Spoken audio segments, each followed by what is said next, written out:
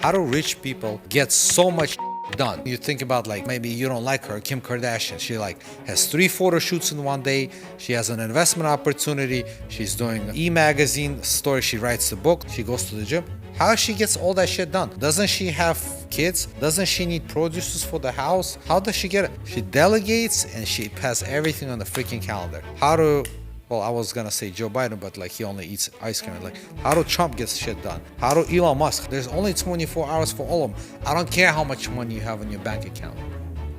It's only 24 hours. I don't care if you're 80 years old or 18 years old. 24 hours a day. Millionaire and don't have $5 in your account. 24 hours a day. How do you maximize on that? How do you collapse time? It's these tools. Because when you have tools, like powerful tools like this, all you want to do is just scale. You just want to focus on scaling. When everything has just become so easy, I can go to Appfolio. Within 5 minutes, I know everything what's going on. Vacancy rate, how much rent is coming in. Okay, how can I get the number bigger? Everything is in your fingertips. When you have tools like Gmail, ClickUp, FleetWage, all those tools, when you have systems in place with certain tools that's super powerful, all you would want to do is just scale. What's going on, boss? How's it going? Viking Capital Beyond the Matrix. Yeah. Started another episode. A lot of stuff is happening. Economy-wise, President Trump's getting shot at in the face in front of everyone. Oh, man. Looking for his shoes. It's very interesting. It must be his favorite shoes. Like, I'm just thinking like I'm on a stage, right? The whole world is watching. I'm getting shot in my face. I'm bleeding out of the ear. Secret Service is on top of me. And I'm like, get my shoes, get my shoes. Like, I'm thinking, if I would be saying that, that must be my favorite shoes of all time. Like, Oh, but I don't know. Have you heard about that? They talk about when an injury like this happens, an assassination, first thing they do, they take off the shoes for the president. okay. No, I've heard of that. Yeah. I've heard that's like, I mean, the way he went down, he's been trained Yeah. to like Yeah, drop on yeah. the floor. They jump on it. So obviously, when people are at that type of a status, they go like, But did you one, say two, people three. jumped on top of him? I mean, Sympathy? Secret Service, yeah. Not all of them. Men were jumping on top of him, One of them was in the bag hiding completely. hiding. It's not unacceptable. I couldn't believe that. I mean, I can believe that. Like, there's different roles for genders, and people like, oh, women can do what men do. Okay, you can, but can you do it at the same ability, right? So it's like, oh, women can play basketball too. No one's doubt. I'm sure there's a lot of women that kick my butt in basketball. Your wife. We were playing basketball. She kicked my butt in that what do you call it? That park. Yeah. Okay, but I'm saying if we're gonna don't you want the best out of the best? And it's no secret that there's some things that a man better at than women, because there's a lot of roles that women are better than men. Yeah. I mean, I don't believe in equality, period. Man and woman are not equal to me. I don't treat them equally. And Nor should the society. the fact is they saying we equal, it's actually downgrading a woman. Yeah. A woman can give birth. A man cannot. Just that alone, you have to respect a woman at such a high standards. There's certain stuff a man can do that a woman just can't. And then we talk about in those situations, then all men and women should respect men at the high standards. That's it. So there's no like women should be across the board treated at the highest standard. I don't believe in that. no. Just because you don't have a ding a dong between your legs doesn't mean I'm going to treat you at the high standards. What they should be treated as high standards at some things that they do, just like men. Men are better protectors than women, and Yeah. just that 30-second, a minute role of Trump assassination just proves that there is no DEI, it doesn't exist. Like when we both have kids, and for those that have children, have you ever walked into a daycare or a school and be like, what's the ratio here of female nurses or female teachers versus men? Oh, it's not 50-50, I'm not bringing my child. No one's complaining about that. How But can come? you imagine it's all 100% male? Would you, like you as a male, you would not take your kid to Right, that daycare? 100%, 100%. So same thing goes with just everybody has different, right?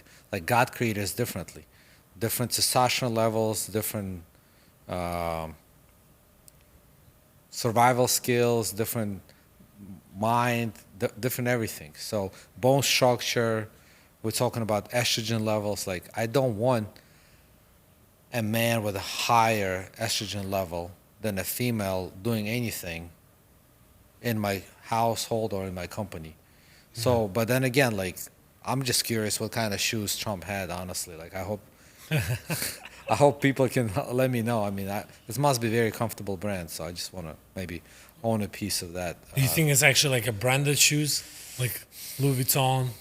I'm not sure, but I'm sure it's very comfortable. So I just want to know what it is. I want to buy a pair for myself. But with that being said, I mean, all jokes aside, I mean, how crazy is that? Like two immigrants, right? Flee the USSR with the parents.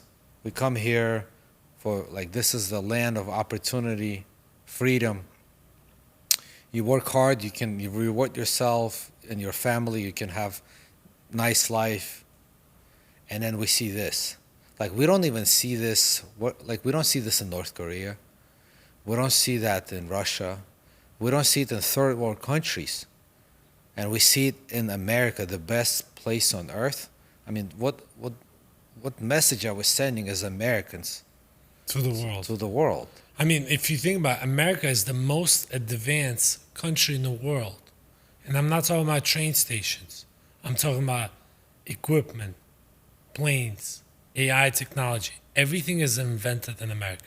All the technology that the entire world is using is because of America allows them to use it. We invented all of that. And we can't protect the president? I mean, to me, I don't. That's why I don't want to say what I actually think, because like it doesn't.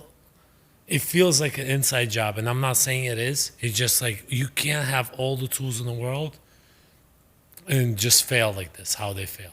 And I'm going to take it to a step further. I feel like America is, besides the reason why we have the best technology, the reason I think this country is the best country in the world is because we have processes. I think we build the best processes in place. And other countries copy us and maybe do it a little better, do it a little worse, depending on the field, whatever. Like, you know, you can argue that China has better process for construction because they can build Tesla gigafactory much quicker than America. So, okay, there's an argument there. But I'm saying whatever they have, we have the best processes. So to protect a former president or a current president or a big individual, like we have processes, like 100 yards from this stage, we have to have this amount, we have to have this parameters, this, like so many mechanism that failed. And it's like, is that just the worst day, like unluckiest day, or is it just was an inside job? So we can go there, but let's not go there. The whole point is the president of Secret Service, that female, I don't even know her name, and I don't want to know her name. I'm not interested in knowing her name or remembering her name. Just resigned, thank God. Again, going back to that shit, I think that's a man's job. So, again, all this DEI, all that gender neutral, all this no female and male, this different, I feel like a cow today, and all this other stuff. It's all such a trash that hopefully former President Donald J. Trump and future President of the United States, God willing, if nobody wrecks the election, just had to take a bullet for all of us to realize, bro, like how far is too far at this point? And going back again, I feel like just it's a system, it's a big system that's not telling us who truly is behind it. But the point is that you can clearly see that it comes from the blue side, from the Democrats. And I'm not saying Republicans are all angels and saints. I feel like that deep state is also buying into the Republican side, just not as heavy. The Democrats, it's like, you take out a $20. It's like a DJ, yo, bro, what song you want me to play? Like, it's so easily bought. And it's been through generation. I mean, if you take 30, 40, 50 years, like the mafias in America, I mean, listen to some of the interviews. They say whatever the Democrats, like why Chicago, why New York, why LA, the biggest gangs, the biggest mafias, why in those states? Oh, it's because it's a big population. No, it's run by Democrats. No. They easily bought. That's why Chicago went from the best city in the world to dead because of Democrats. This is why LA is going to zero because of Democrats. It's ran, all the Republicans are leaving. Yeah, And when you that's- say like dead, like obviously they're not dead. It's still big cities, but it's like it's going no, down. it's not in the top 10. Chicago used to be the number one city in the world 100 years ago. It's dead. Like, it's not even in the top 20. So it's like, this is what LA is. LA, 10 years ago, 20 years ago, it was number one city in the world to be in. You want to go to California, there's so many different places. You not just LA in California, there's other places. Silicon Valley is moving. It's because when it's ran by Democrats, things just don't work. They don't have system and process. There's a bunch of corruptions. This is why homelessness is the highest in California. Is because of when it's, you have to look at it, who's it run by? Which system is better?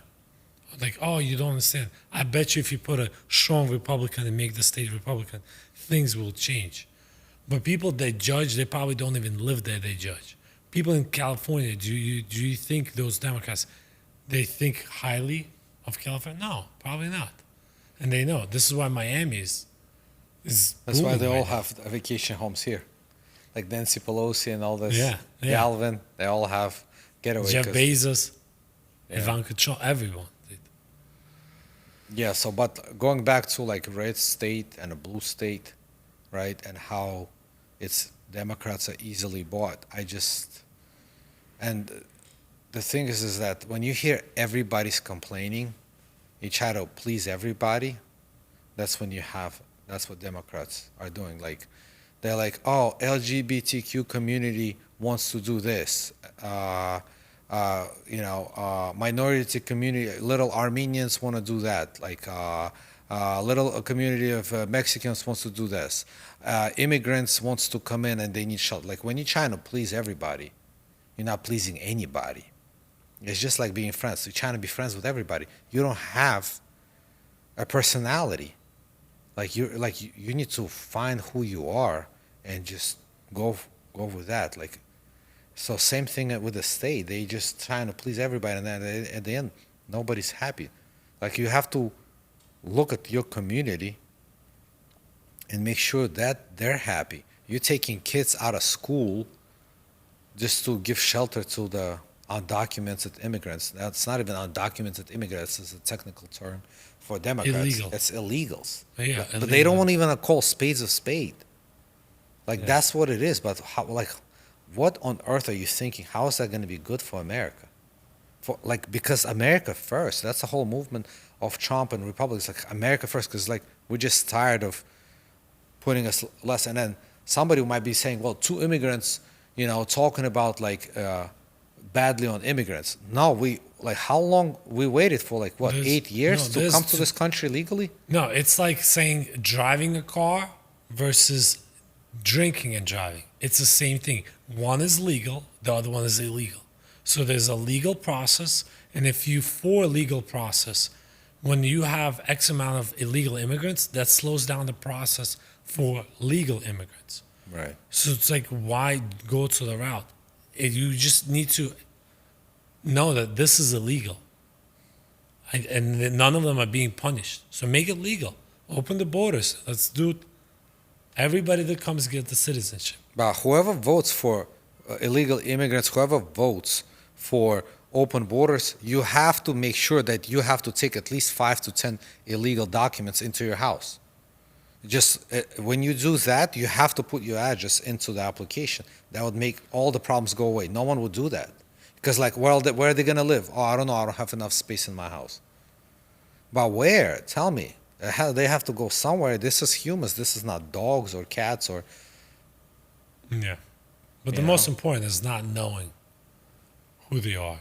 So that's the biggest thing. Like whenever we came, we got fingerprinted, we got pictures taken.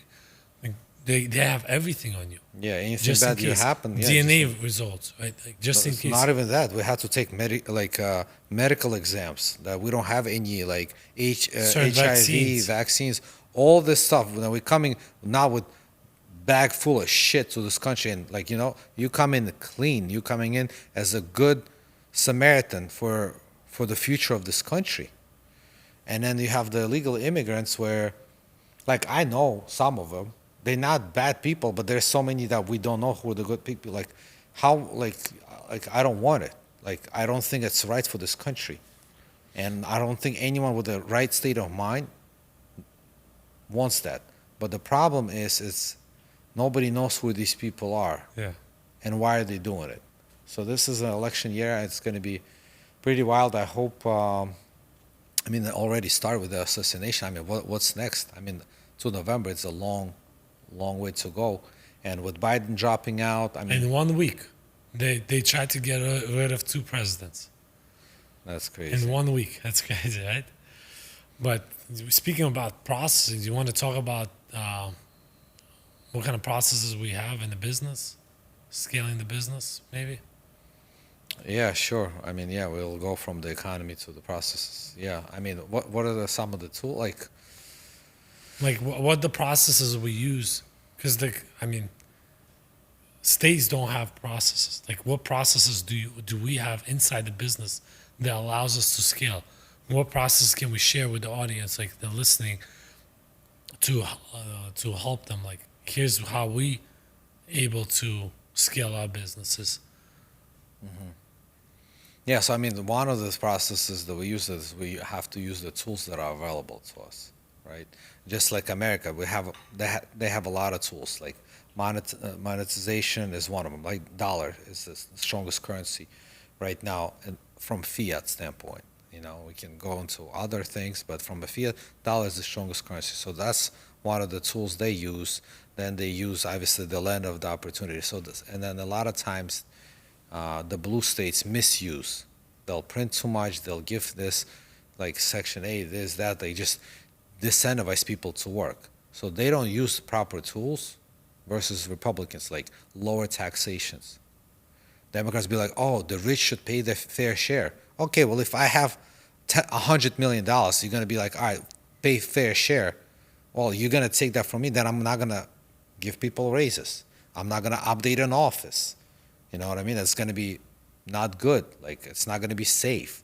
Like, I'm not going to take less home. If people think, oh, they're just going to take less home, like, they just don't know anything about business owners. They're not willing to take the risk. Like, I'm not going to take all this risk and not make any money for 5-8 years just to give more to the, like, I'm still going to make my money. It's usually there's one thing most of Democrats, the one I speak to, they don't really understand.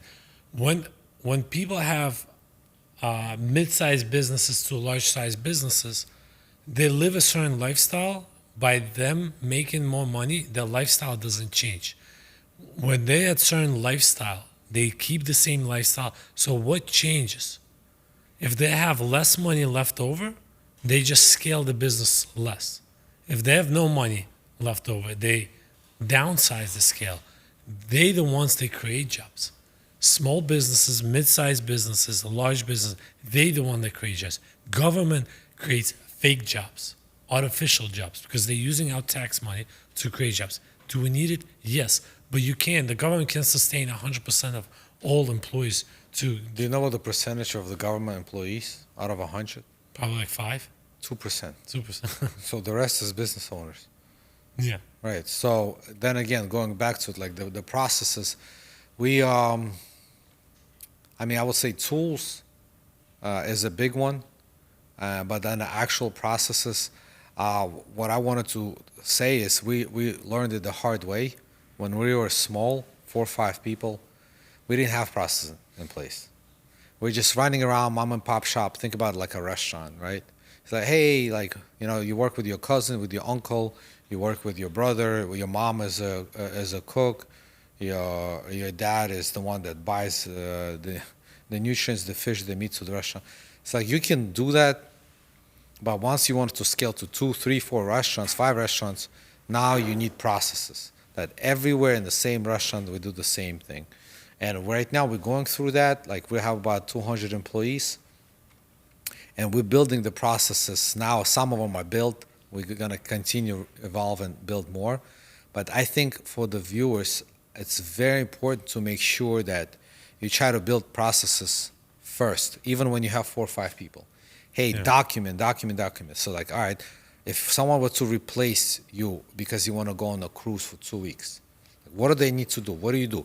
Hey, when I come in, I open the store, then I turn the lights on, then I get the coffee pot going, then I make sure that, the registry recount the money, process that, document that. So then if you have it in your steps, and one of the tools that we can use that we use Trainul to do that. So it's like Trainul, like manual, but Trainul.com, and you upload everything there. You can do videos, you can do YouTube links, you can do documentation. They use a lot of AI, so you can put something like in the big text. If you have something, then it's going to create bullet points. So that way, that's now a process. For some people don't know what do you mean by that. Now that's a process. And then you can call it, this is how I open a store, step by step. So don't go in, open the door, and then make a coffee machine, pot, start boiling for the coffee, because then you didn't turn on the light. You can trip and fall and break your head. So why did you do step number 4 as a step number 2 after opening the door? So, you know what I mean? So that way it's very replicatable. So that's the whole point. Do you know the difference between a small business and a small business that's a franchise? No. There's the one difference that they have is they have processes in place fully documented when you open a franchise. So now you go from an average small business failing rate is 90% chance of you closing down. And if you have a franchise, the only difference, you have system in place, you go from 90% failing rate to 30% failing rate. And the only reason is because you have processes and system in place with documented exactly, like McDonald's, let's say, or any other franchise. They say, boom, this is how you flip. Like the FedEx franchise, they tell you exactly step by step, address, how to scan it. Everything is processed and documented fully. It's not really a franchise, but yeah, it's a model where they have processes for sure. Yeah, it's a contracting job. So, but so we continue developing right now the processes. I feel like that's gonna take us to the next level. Once we have that, now we can have 5 shops. Now we can have 15 daycares. Now we can have, even in our real estate business, right? How do we properly manage? How do you reach out to the tenants? When do you reach out? Let's say you can't reach out to them on the 3rd day when you didn't receive the payment. If the payment's due on the 1st, you can't reach out on the 3rd. Let's say you hire somebody new, right? Val is doing a great job at managing all of our portfolios, but let's say in order to, once we scale, like one person cannot, so now you need to start hiring more people. So when do you reach out? On the 3rd day? No, that's too early. On the 30th day? No, it's too late. So when is the perfect time? We have to document all that. So we are building businesses right now. By scaling them, the only way to scale your business is to have processes in place. That's when you take the mom and pop shop to a serious business. And the better your processes, the easier it is to scale your business. If I can point to one thing, how to grow your business, is to create process. It's just easier when you do it small. So imagine you have 2,000 employees, and now you're like, all right, this is how we're gonna do things. They'd be like, boss, what are you talking about? I used to just come into the store, open it, and do whatever I want. Now you're changing things around. No, what I need you to do is do X, Y, Z. But that's not how we used to do it. Now you have people that would be for the change, and there'll be people that will be against the change. Nobody likes changes. People are just comfortable. I used to do whatever I want. Now you want me to do X, Y, Z. Why? All these questions. It's going to slow down tremendously the way you grow your business. You're going to have culture issues. Some people are going to leave. It's going to create holes. Now you have to, hire people fast enough. It creates a chaos. Yeah. Yeah. And then what are some of the other tools that we use in the business? So we mentioned Chainmail, that's for your processes, and then you can distribute that pretty quickly. People have a login and password. They can go in if they're not sure how to bill, how to open a store, how to do orders or anything like that. You can put it in there. That's a big one. I mean, another big one is I would definitely anyone can benefit if they have a business. Is I would say Google Business Account. I mean, you're an expert in that. Do you want to touch base on that? Like how to start it up? How much does it cost? What are the benefits that people can take? I mean, that's a big one for us for sure that you were able to create. Yeah, so it's very simple to sign up, and you have different options. You can go to Microsoft, or you can go to Gmail, and but I would definitely stick to Gmail. Business, specifically business. You like the way we have it set up. We park our domains at GoDaddy because GoDaddy is the king of people holding domains, but do not go beyond that with GoDaddy. Do not use it for hosting. Do not use it for anything but just parking domain. And you register your business through Gmail Business. And then this way we're able to have a shot at the Viking Capital, Vaza. And then there's an admin page. You can configure your domain to be able to share files, documents, have different levels of security level. You can connect Google Voice to that. So everything is within one platform. And then the more domains you have, not domains, you can actually have multiple domains. Like the Fleet Wage, we have the business, it's on the same. And everybody gets it for free as alias domain. Plus, on top of that, reach out to me if you guys have any questions. I can definitely answer that.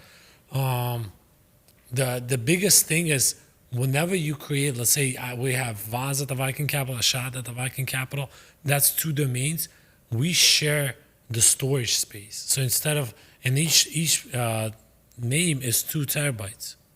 So this way now we have 4. Yeah. And it's mutual. So like right now we probably use, I don't know, like 2-3 terabytes. We still have 96 left because we have so many emails. It costs $12, but it's more than that because you're replacing calendar that we used to use by Gmail calendar. All the calls are recorded. You don't have to use Zoom. You don't have to pay for that. So everything is built in. Gmail is so powerful. It's the biggest and the strongest tool we have. It's replacing at least 10 different apps that we currently use. And it's $12 per an email. Per dedicated email. Okay. So, What's but the if you difference? have alias, meaning you can have 10 different emails under one, groups are free.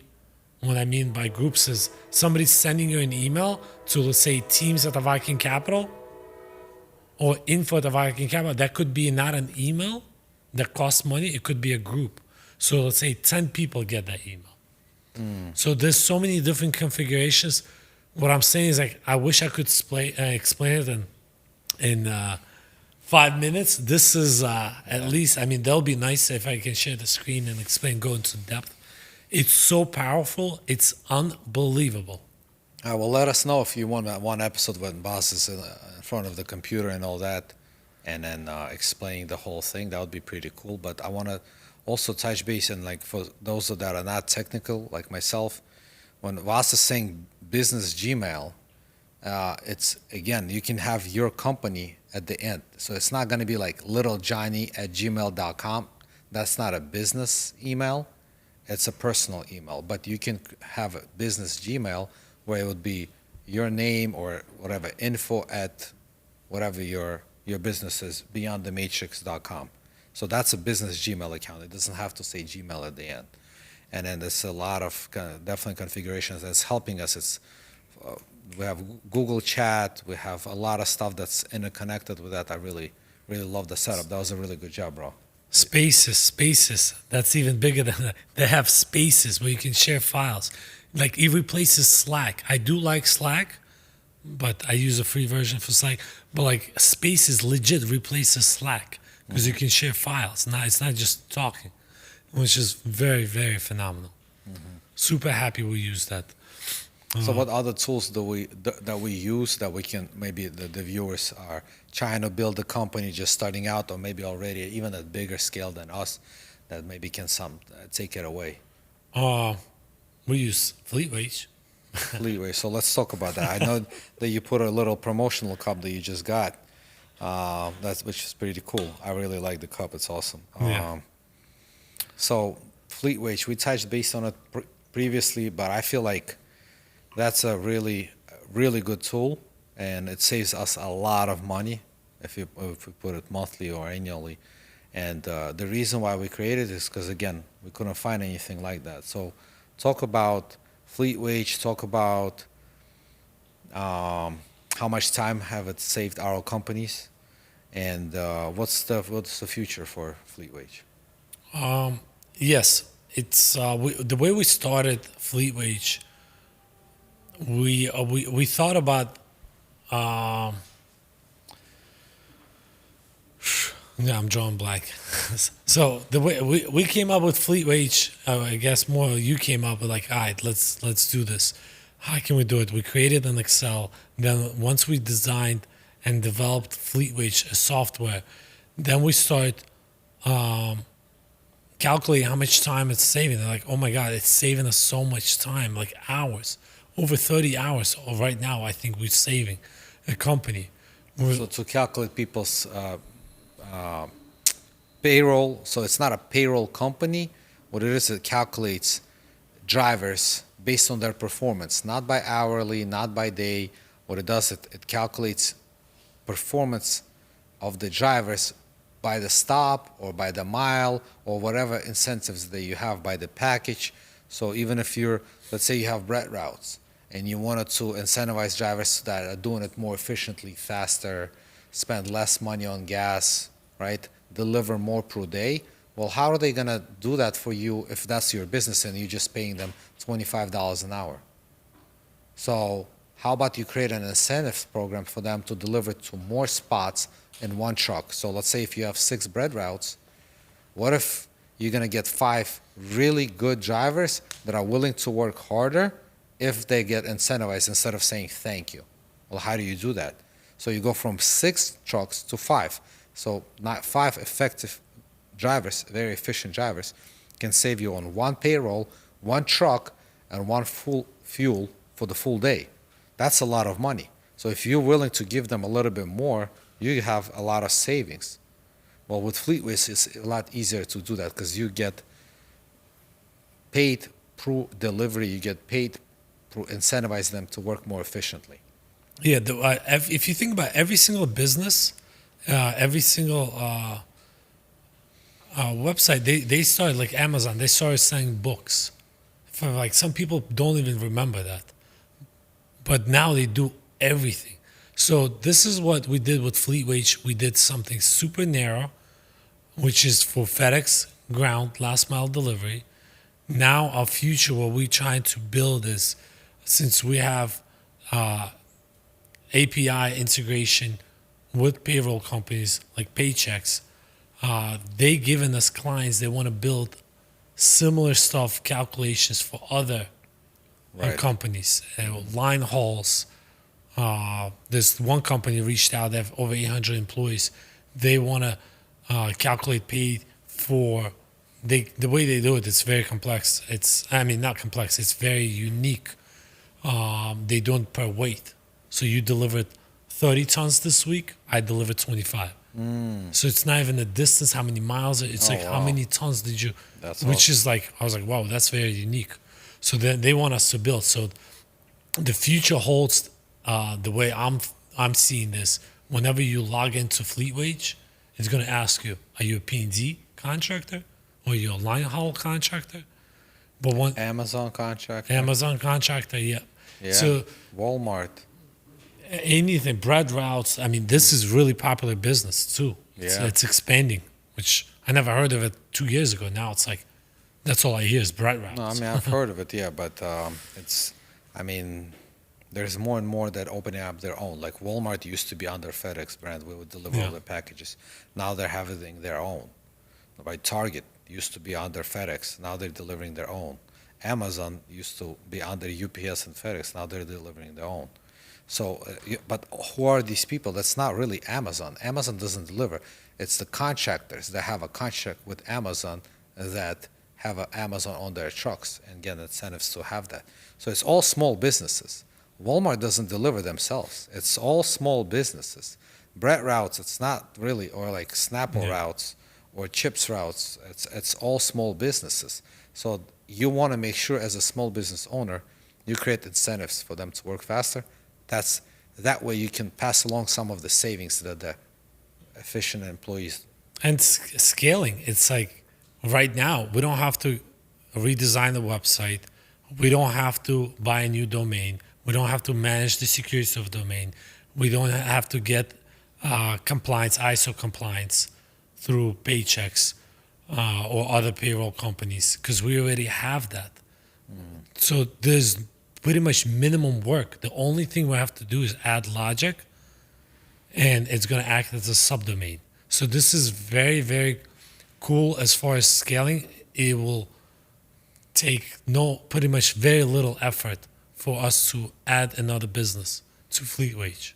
I like that. We just have to add logic. So we're problem solvers. I love it. Yeah, that's all we do. We get paid to solve problems. And honestly, it goes from any website to down to like how do we deliver this, how to take care of the kids with with the daycare business, how to fix the cars. Like all we do is just problem solve, and we get paid to do that. I think maybe a good name for your company, I know you were thinking about, maybe it would be Logic Solutions. I think that's a cool name. Just came up with it. So Logic Solutions. Maybe I'm sure it's taken. Let's check it out. All right. So what's some other tools? We use ClickUp. ClickUp is also very clean, beautiful website. There's so many functionalities. I would say it's the closest thing to Trello. So what problems does it solve for us? I would say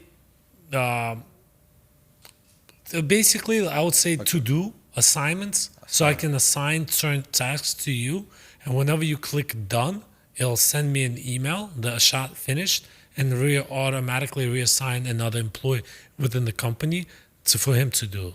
So we don't have to kind of Go like back and forth, send an email. So think about, let's just give one example. Onboarding employees.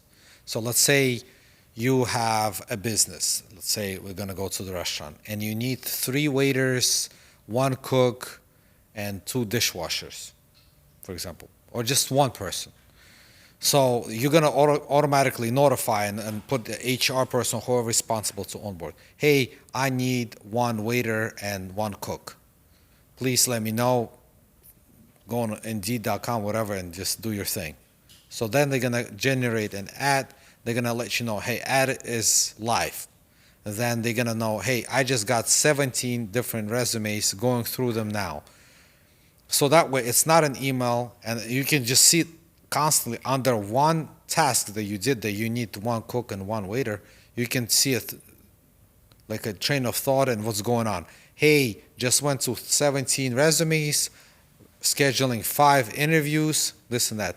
Then once they schedule 5 interviews, now a person, let's say a manager of your restaurant, is going to get notified that you have 5, they're going to be doing 5 interviews automatically. They're going to be say 1 on Tuesday, 1:30 p.m., 2 on Wednesday between 2 to 4 p.m. So then manager is going to, after 5 interviews, input, I like these 2. So these are the 2 finalists. Then the 2 finalists are going to be of a general manager. They're going to do another set of interviews. Out of those 2, let's say they like the 2, and then the last interview with them, it's your job. Or you don't do interviews with the waiters, you only do it with the chefs of the business. So then one is going to go to someone else, one is going to go, it's a flow of things, and everybody's going to notify. Whoever wants to know how far along are we in the process of onboarding people, they're going to see where everybody's at. In training, this and that, now they're going to be, after they in train, after they get hired, the manager doesn't like them, they say terminate them, whatever, start a process again. Yeah. And they could do anything with that. So one of the things I'm actually building in ClickUp right now is review process for employees. So essentially, imagine you have an employee that you say, if you complete those 5 tasks this year, or you can do quarterly, then you're gonna get 100% of the bonus. So you can just see, click once they do check, it'll give you a percentage, or they at 87%. So you get 87% of the bonus or salary increase. It helps to do review process much better, and then you don't have to like reassign that. That's just on the to-do task under their name. So things are so like, to me, ClickUp, it replaces the job for a project manager. That's what it's designed. So that's the easiest way to explain what ClickUp is. Imagine we have a bunch of employees, and then you put a project manager to manage those, making sure that Johnny did that, so the ClickUp can create automatically. I'm sure you would still need a project manager. It's just a project management tool to organize. So if you need 2 or 3 project manager, if you're a bigger corporation, Yeah, you would need to do less. So would it's, just need to I'm not do saying less. it's completely, it's like fleet wage. It's replacing payroll calculator, but it's definitely reducing time. For a project manager, it'll be so much easier to do if you. Yeah, if if we you had use 2, that 3 tool. people calculate people's payroll, now it's just one Yeah. person Yeah.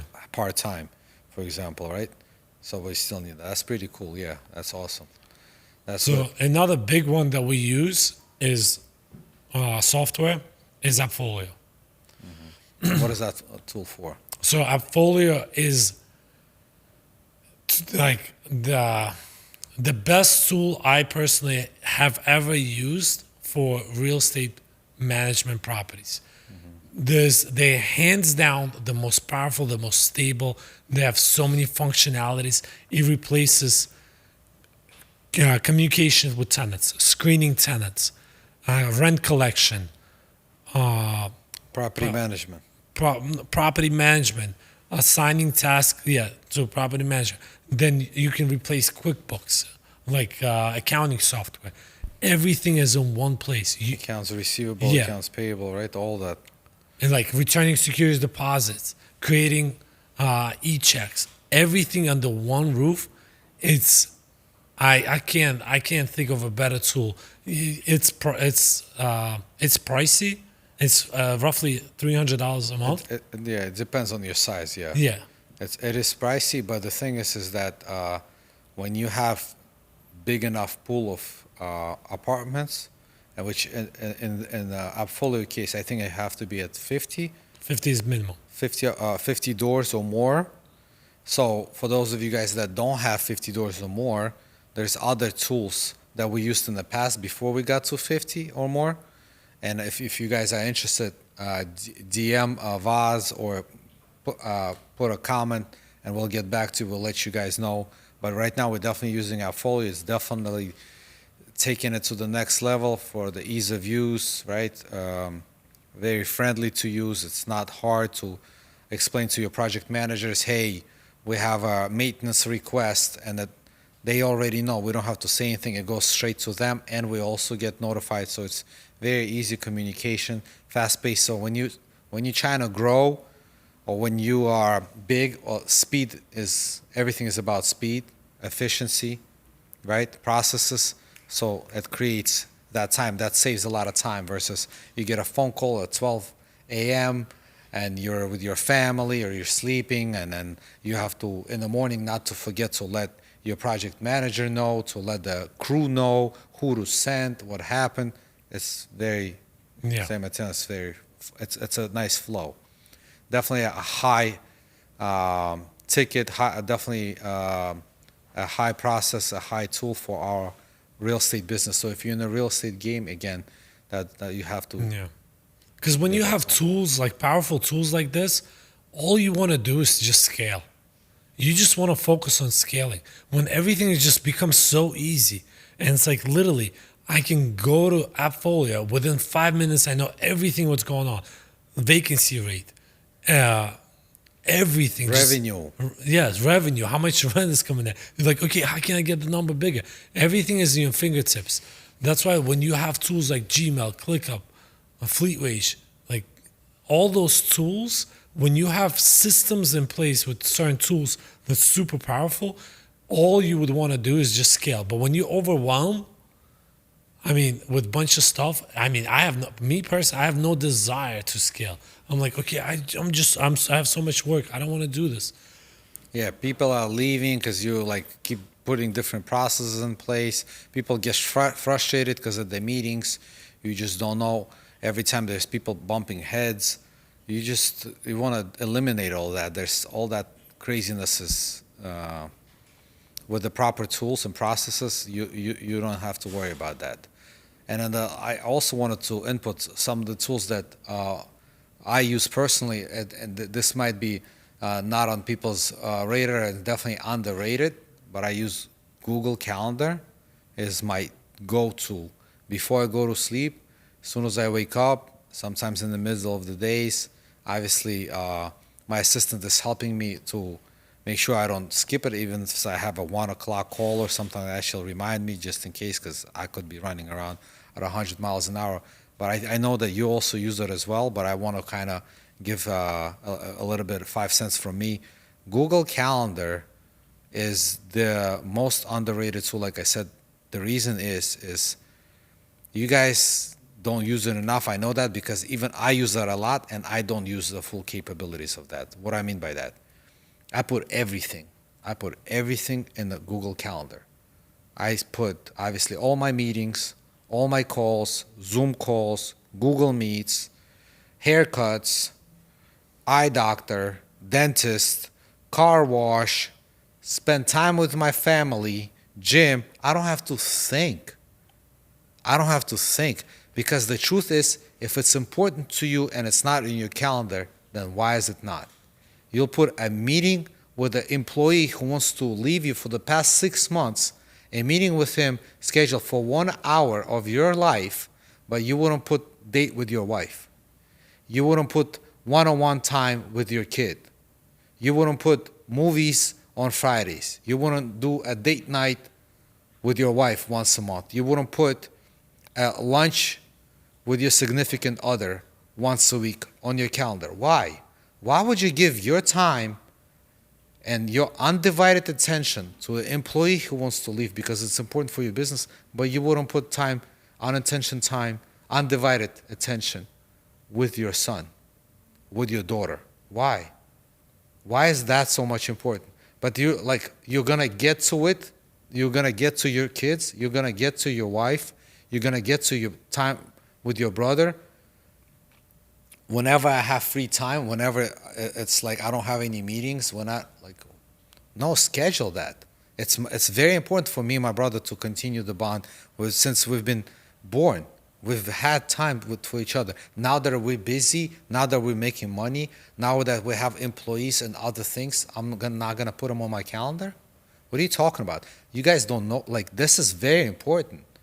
Like, put social media time. Don't scroll throughout the day when you're at work. When you're at work, work. And if you wanted to schedule that once a day or whatever your preference is, put it down there. I don't know. When kids go to bed from 9 to 9:30, I'm gonna see what's going on in the world. Or like when you wake up in the morning and you do your thing in the bathroom. Schedule time there. But whatever works for you, you gotta do it. But a lot of times people do it just whenever they have time. Like, if it's important, it has to be on your calendar. My calendar, man, I'm gonna pull it up one time. I mean, I just put it out there, down there, just with do not disturb. I'm gonna show you everything. Like, I have 30, 40 things to do on my calendar a day. Like, gym is there. I'm not gonna go to the gym whenever I don't have anything to do. I'm gonna schedule that. I'm gonna be very intentional with it. It's an important factor. I want to live for a long time. I'm taking health to my next level. I have been neglecting myself, trying to get the bag, get everything, make sure my wife is good, my kids are good, my parents are good. But it's like, well, no, I was doing it wrong. So I'm now intentional. I'm putting it out there. I'm putting a time when I'm supposed to have lunch. And if I'm busy, I'll know that during that time when I'm having calls with the manager or something like that, I can snack. Like, it's there. So, I mean, I don't know, like, what other things you utilize, but, like, it's a huge thing. And again, if you guys reach out to us, everything we learned, everything we paid people a lot of money for, we're willing to give it to you guys because I feel like it's important.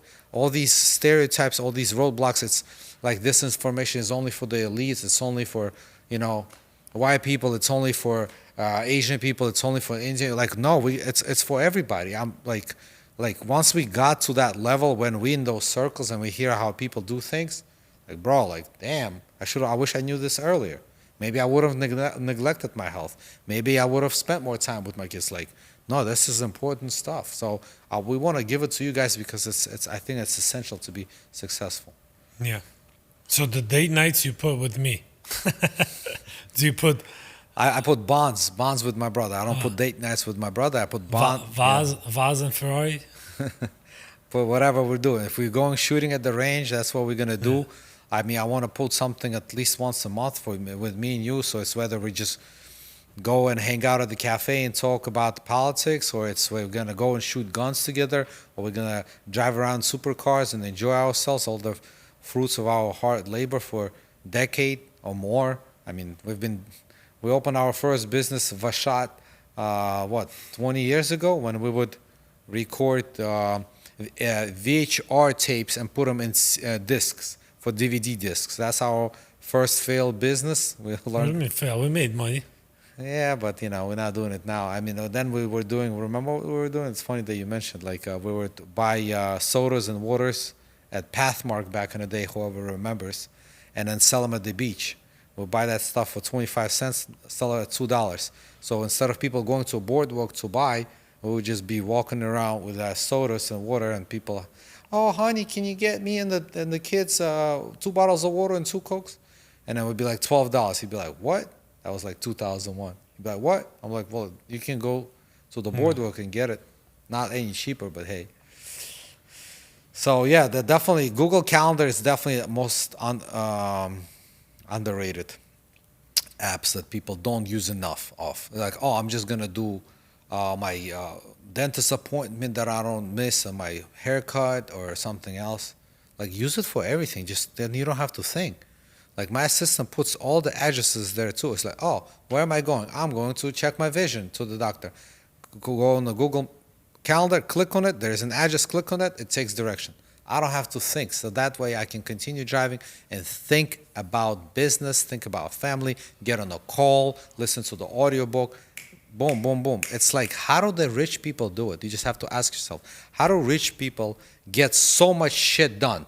Like, you know what I mean? You think about, like, all right, maybe you don't like her, Kim Kardashian. She like has 3 photo shoots in one day. She has an investment opportunity. She's doing e-magazine story. She writes a book. Like, how does she goes to the gym. How she gets all that shit done? Doesn't she have kids? Doesn't she need producers for the house? How does she get it? She delegates and she has everything on the freaking calendar. Well, I was gonna say Joe Biden, but like, he only eats ice cream. Like, how do Trump get shit done? How do Elon Musk?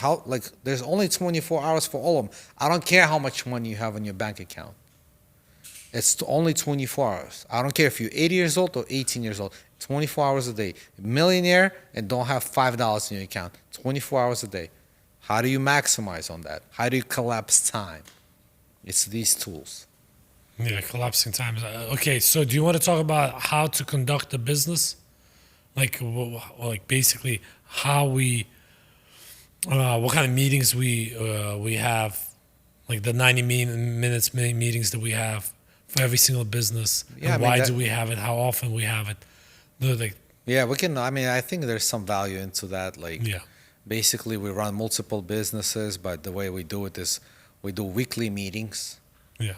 90 days, and then like 90 minutes. 90 minutes. I apologize. 90 minutes every week, and why don't you mention about like what goes into those meetings, like what's important, like who's attending those meetings. So the way we have it structured, obviously every business is different. For you guys, you might do it differently. This is how we handle it. We have, for every single business, we get leaders in that business. Who is the key player in that business? And then one person for one position. So for finance, if you have 3 people in finance, only one person can attend. So the key player, let's say if the key player is HR because you have in and out people coming in, let's say how we have it in logistics, then that's a key player. So you have all those people, and then we sit down for 90 minutes straight and we discuss we start with Scorecards. We scorecards. have Yeah, scorecards. That's a more important. Like, what are the key metrics? Each person's we different. we discuss things to do. We discuss different things we working on, and we just say, hey, are we doing good or not? Is it on track or not on track? After that, if something is not on track, we just move it to another section to discuss. So once we go all over all the things to do, and everybody gets to speak in the leadership role, after that we go into depth for 60 minutes nonstop. Yeah, we call it parking lot. Like, if there's an issue, it's like, hey, sales, we were supposed to increase it by 13%. Are we on track for this quarter? Off track. All right, let's bring it down to the parking lot. And then we're going to go around and discuss, why is this off track? We wanted to do 13. Did we overshoot, and why? Were we over optimistic? If we're not, so what's blocking us? Oh, three sales people left. We cannot achieve that. Yeah. And we brainstorm together to come up, because nobody else, only in the leadership role, can solve this. No one else can solve it but that team alone. And then you break it down. We have basically, essentially, two things to do. One thing to do would be weekly task we assign for each person. And then we have a quarterly task also for each person. And then after that, we're able to move the company forward. And then also visualize, like, to help you understand what those meetings are. We always look at 6 to 12 months ahead. Like, who do we need in order to take us to the next 6 to 12 months? First of all, visualize where you want to be in 12 months from now. Once you have that picture with your team, then you start thinking, like, okay, what do I have to do to get there? Okay, I need 2 more people on my team. Yeah, who do we need to hire? So then you What kind start of putting on process? that, okay, in the next 2 quarters or next quarter, we have to start looking for those people. Yep. Yeah. Who do we need to hire? What do we need to do? What process do we need? What kind of tools do we need? Right? Leadership, this and that. What kind of expansion? Do we need to open another office? This and that. So we discuss, and then we keep it on track most of the time. And that's how you change the company in the next 2 years. And that's like, you look back like, oh my God, like, we're totally different business. But that's why you have to put these key metrics and always think about your next 3 to 5 moves ahead of the time. Like, who do we need to be now in order to be different Yeah. company in 12 months? So those like 90 minutes meetings that we have, in the beginning, it was like a little bit frustrating because not everybody understands how we conduct. But this is definitely, like, we've seen changes in the logistics right now, because that was implemented the most, those 90 meetings so far. We're seeing huge changes because everybody's just grinding and pushing that wheel. So I love it. And I like that it's 90 minutes. It's not too long where people get bored. They start being on their phone, on Facebook or whatever. I like that it's very boom, boom, boom, boom, boom. And we bring all our problems in the parking lot. And that's how we discuss stuff. We kind of call it parking lot. But yeah, and then so sometimes we would have before, like, open-ended, like, hey, 3-4 hours, and we're just dragging and people interrupting.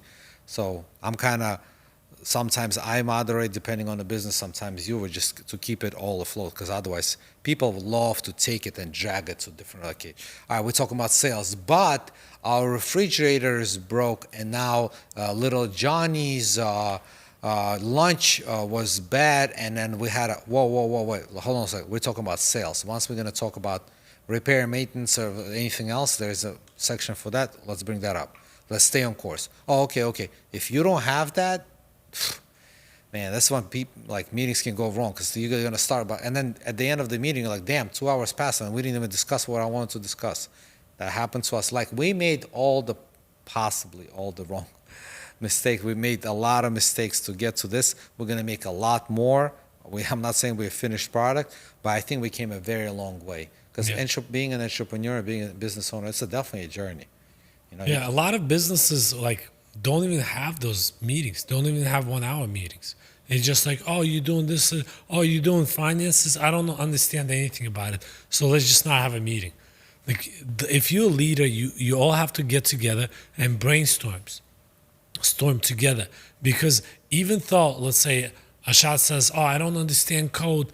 It doesn't make sense. Why?" Like, no, you need to sit down and brainstorm together to figure everything out together. What's the goal for the company? If you have one company, what's the goal for the next 6 to 12 months? You need to figure that out. If you can't answer that question, so maybe you should just work for somebody. Don't own your own business.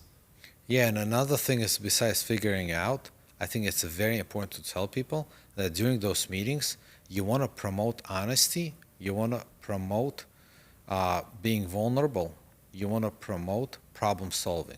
So you cannot problem solve if everybody's not honest. If somebody's holding back something because they're afraid of your backlash, how could you have only 11% growth? You promised me 30, this and that, and you start attacking. Like, go back to your team and take it, and I don't care. Like, bro, like, you're not solving anything. Like, people are gonna close down. They're not gonna share bad news with you. One of the things that are very important to me, especially, is I want to hear the bad news first. That I got that. Believe it or not, I got it from Godfather. Mr. Corleone wants to hear his bad news first. He wants to hear it as soon as possible. One of my favorite scenes, when a lawyer was eating and that whatever they proposed, they rejected. He said he stopped eating in the middle of the dinner. He said, "Please take me to the airport." Mr. Corleone wants to hear the bad news as soon as possible. Like, that's so important. Like, you're gonna be like, all right, one of the drivers got in an accident. There's an issue with the HR. Yeah, the restaurant had a leak in the bathroom. Like, don't try to withhold that information. Give it to me first, because we need to solve that as soon as it comes in. So, but in order for people to be honest with you, they have to feel okay with you not overreacting or anything like that. That's part of the business. Yeah. So to have these meetings where we get together and we really problem solve is very important to the business, but to create that culture where everything is going to be okay is that what separates a good leader from the bad leader. So I definitely would suggest do those meetings weekly. It keeps the hand on the pulse of the business. It's very important. You can't find out at the end of the year how much money the company made. Yeah. That's horrible way to lead. And another thing I would add is, sometimes you have a phenomenal worker, like you are so happy with that work, but they're just not leaders. Not everybody is a leader. It's like not everybody is a programmer. You need to learn. It's a skill. I don't know if it's teachable or not. It's probably more of a hard skill to learn than, let's say, programming. Soft skill. It's a soft skill. It's definitely not easy, but you have to identify it for those meetings. We specifically want only leaders that can delegate down and up and report down and up. So that's definitely not something like, oh, that's a great worker. A great worker should work for your company, 100%. Doesn't mean they should be leadership role. That's definitely a very, very unique role for a unique person, because you can be a great leader but not a great worker. But you can't be a good worker and be a good leader at the same time. Like, it doesn't have to be that. Right. Yeah. All right. Well, I hope you guys enjoyed this episode of Podcast Files. That was fire. Appreciate you, brother, always. And I hope that was some good takeaways. If we didn't hit something that you guys wanted to know more info, please, like I said, DM us or comment below. I hope you guys give us a follow if you enjoyed this episode. Thank you. See you next time. Yeah, comment below. Whatever you guys want us to talk about next, let us know. We would love to touch base and maybe go into depth. If you want to see a video on ClickUp, Appfolio, we'll share the screen. We'll do like something different. Comment below and we'll do next video. Yeah, we're here to provide value. Yeah. Thanks a lot. Thanks. Bye.